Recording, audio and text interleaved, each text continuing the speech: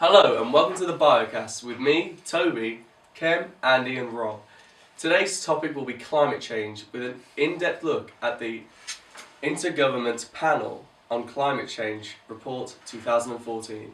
Climate change is the large-scale shift in the planet's weather patterns and average temperatures which can lead to some pretty crazy weather. But today we'll be talking more specifically about the global carbon dioxide atmospheric rise in the mid to late 20th century, caused by the Industrial Revolution and anthropogenic human activity since. Who are the IPCC? They are the Intergovernmental Panel on Climate Change, and they were established in 1988.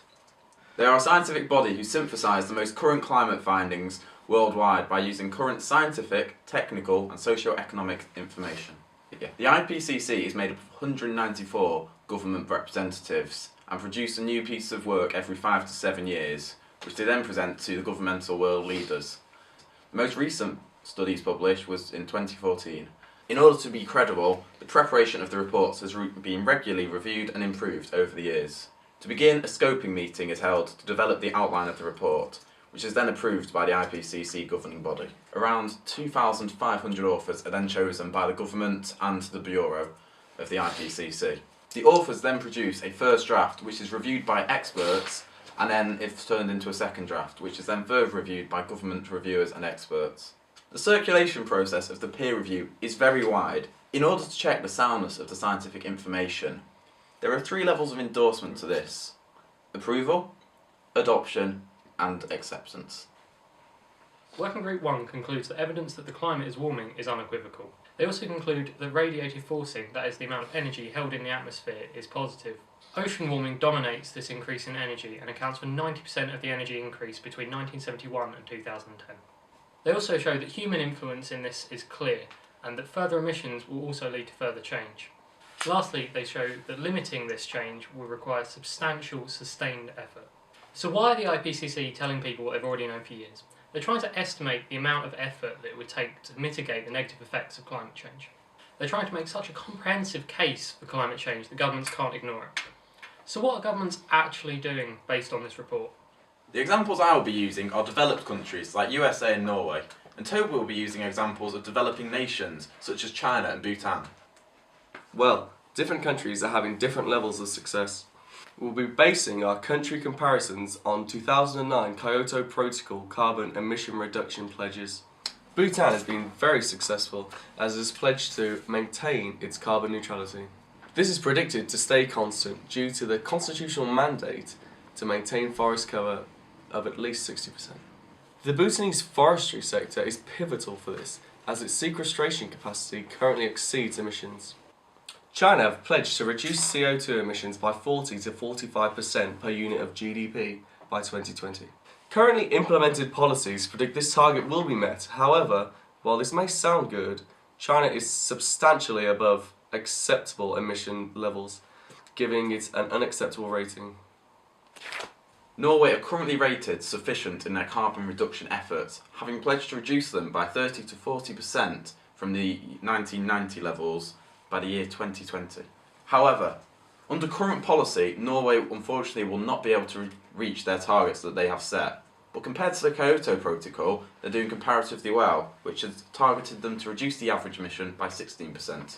They also have further plans to reduce carbon emissions by 26% of the 2005 level by the year 2025. USA are currently rated inadequate at reducing their carbon emissions. The USA has only pledged to reduce carbon emissions by 2020 to 17% less than they were at 2005. Whilst this may be a small portion of the countries aiming to reduce emissions, we wanted to represent different emission reduction efforts in relation to development levels. And now we go over to Cemlyn, who's going to speak about the UK's policy on climate change. Over to you, Kem.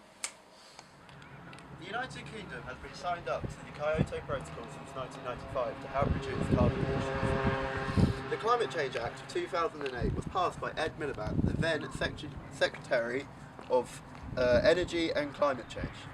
The Climate Change Act of 2008 aims to reduce UK carbon emissions and greenhouse gas emissions by 80% in 2050 from 1990 levels.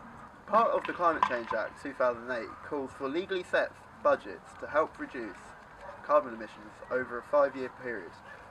Now, there are government incentives for new homes and homes that are being built that will help tackle the amount of carbon emissions emitted from these homes. The incentives include a Green Deal, which allows for homes to have solar panels and other renewable energy sources put on them, such as this one here, for a fee or a very tiny fee or no fee at all.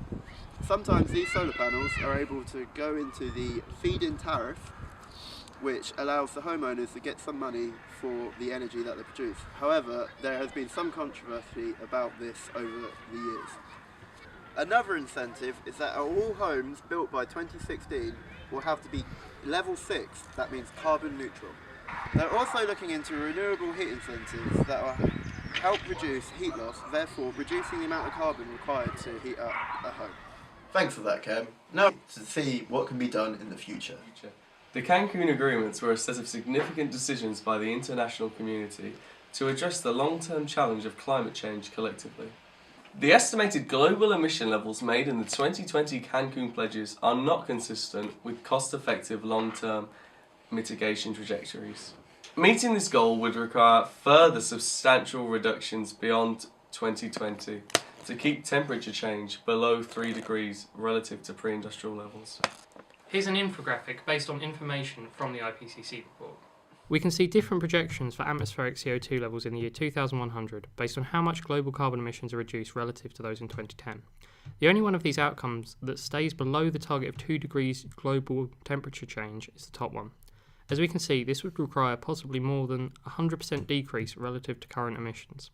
While this is not possible, the figures over 100% would require active removal of carbon from the atmosphere. 83% of global carbon is cycled through the oceans. Scientists are now looking towards the ocean for future sequestration and mitigation possibilities. These are known as blue carbon initiatives. Let's have a look at some research done in this area. Seagrass beds are sites of high carbon sequestration and can potentially support these blue carbon mitigation initiatives. The loss of these seagrass beds causes the erosion of historic carbon deposits, though revegetation of the beds can effectively restore sequestration capacity. It was concluded that restoration and conservation of these seagrass beds are effective strategies for climate change mitigation.